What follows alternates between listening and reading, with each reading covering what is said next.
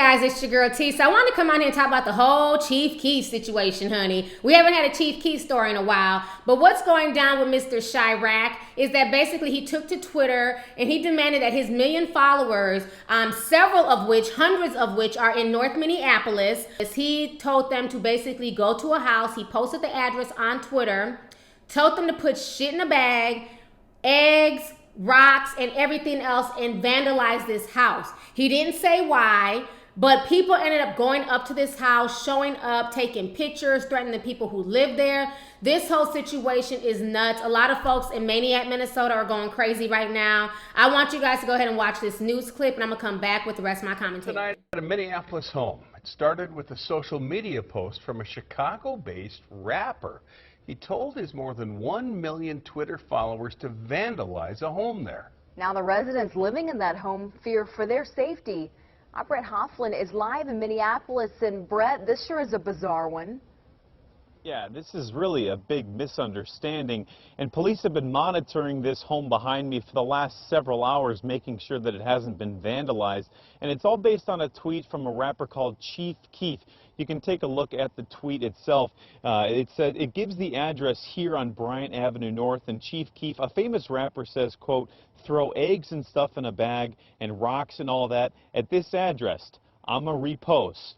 Now, it's not clear why Chief Keef picked this address, but 3 college girls have stayed here for the last year, and they say they have no connection to the rapper. Either way, one of the residents tells us a lot of people have been driving by taking videos of her home and posting it on social media.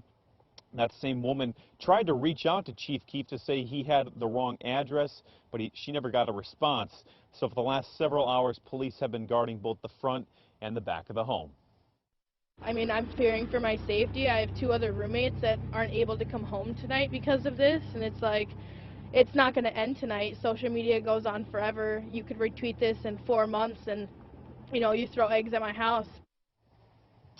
The Minneapolis police say there's been no reports of vandalism at the house at this point, but a police officer is here right now. He just showed back up and he's been walking around the home. He's advised the roommates to not stay here for the night for their safety, but again, they're going to be monitoring the area to make sure that everything is safe and there's no vandalization at the home.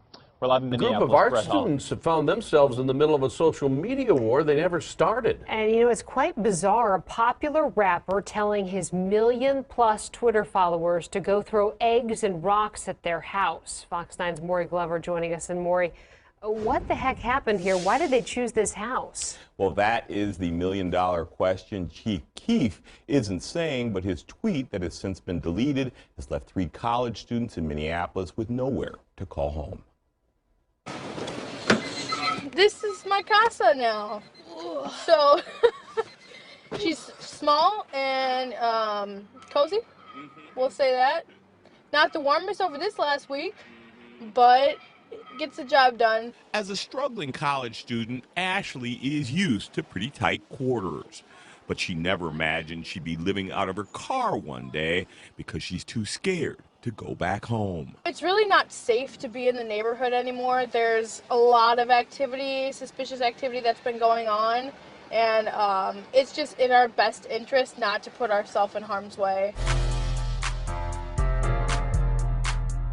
On Friday, rapper Chief Keef tweeted out the address of the house Ashley rents with 2 roommates in North Minneapolis, telling his more than 1 million followers to egg and throw rocks at it. By that afternoon, so many people showed up to take selfies and videos, which Keef promised to retweet.